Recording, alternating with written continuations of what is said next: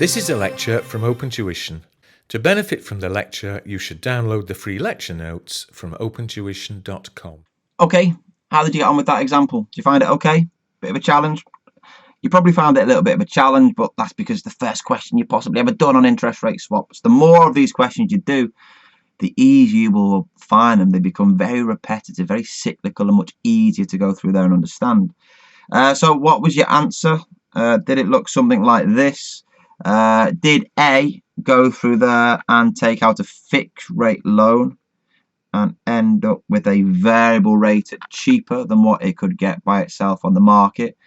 And did B take out a variable rate loan and end up with a fixed rate loan cheaper than what it could get on the market? Yes. Did you have the LIBOR payments from A to B? And then did you have, was it that balancing figure that B made to company A at 9.25? Yes? No? If you did, get on to the next section. You don't need to listen to me. If you didn't, let's go through and chat through it, shall we? Make sure that you're happy with it. So what have we got? In terms of the question, similar scenario. You've got two companies, company A, and is it their company B? Again, you're given that sentence at the bottom that does tend to help you, but you're not always going to be given that sentence. But it says the company A's income fluctuates with interest rates. If that's the case, then company A should take out floating. If B's does not, then company B should take out fixed. Hence, that's why the company B ends up with fixed and company A ends up with floating. Okay, that's what they want, isn't it? And remember, the one way of looking at it is saying, well, look, if one company wants floating, it should borrow fixed. And if the other wants fixed, it should borrow floating. That is one of the ways that my tutor used to teach me. But, you know, if it didn't tell me that bit of information at the bottom, I was just, what's going on? Okay. So the best way to look at it, I think, is look at the two companies, company A and company B, and see which one has the advantage, and look at the one whereby we have the advantage in the market. Okay, so here you can see company A, company B. Company A has the advantage in the fixed market. It also has the advantage in the floating market because it can borrow cheaper in both. So company A has, if you like, an absolute advantage, doesn't it? Okay.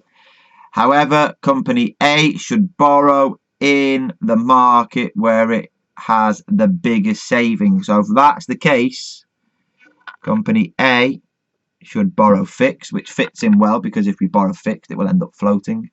And therefore, if company A has borrowed fixed, in order for it to work,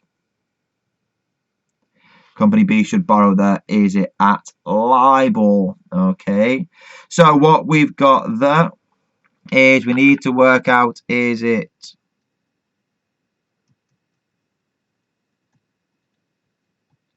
the interest saving? So we look at, is it with the swap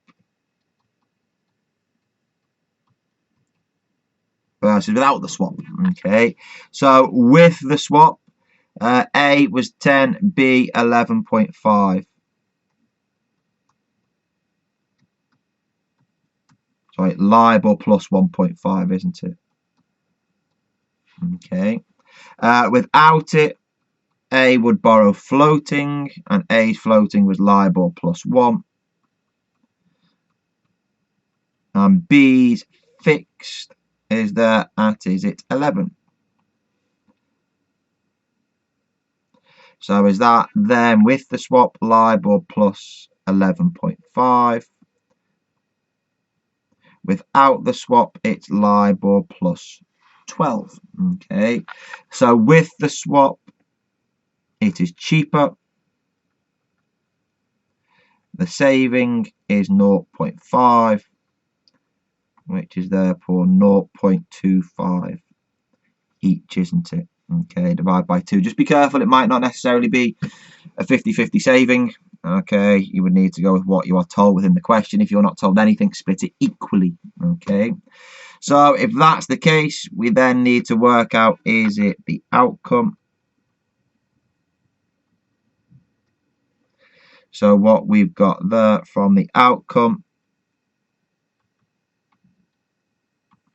the outcome should be that A wanted, was it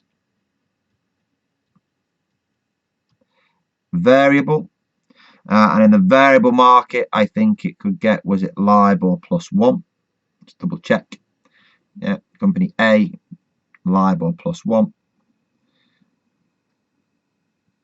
And then is it there, company B wanted fixed?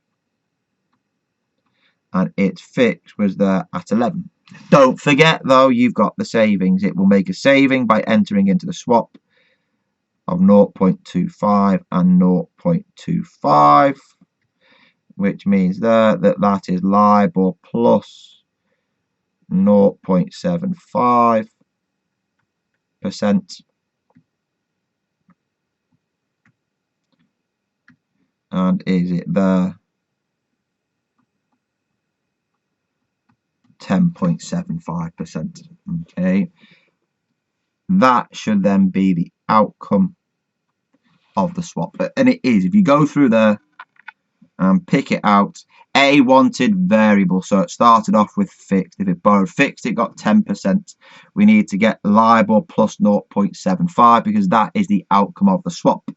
So in order to do that, we have to have a LIBOR payment variable from A to B.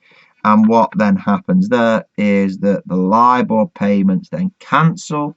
So B is making a payment of 1.5. It then needs to pay enough to get to 10.75. So 10.75 less 1.5, is it there 9.25? Okay, excellent.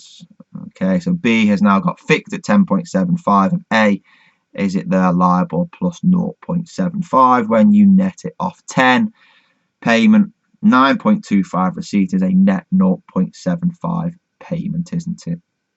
There you go. Okay, so if you can follow those steps, now looking at what the interest savings are, looking at what the outcome is, and then going through and showing how it works, you shouldn't fall on too many hard times. Again, there's two ways to look at it. I think the best way is to look at the companies that have the advantage and work out the company that has the advantage in which market and which market it has the best advantage in, and should therefore borrow at that rate. Okay. The other alternative is to say, well, if one company wants fixed, it should borrow variable, and if the other wants variable, it should then borrow fixed. However, that may not work in all types of question. Okay, so have a go, work it through, keep practicing those questions. You'll get some wrong, who cares? The more you get wrong, the more you will learn from them, and then the more you will get right into the future. Yeah, follow the steps for swaps, and it will be an area whereby you are looking for that question come the final exam.